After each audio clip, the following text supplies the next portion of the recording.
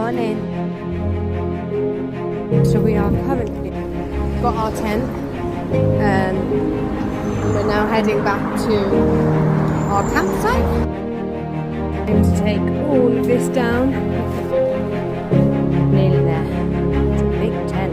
It's massive, but might as well get comfortable. And we did it. It's actually quite beautiful.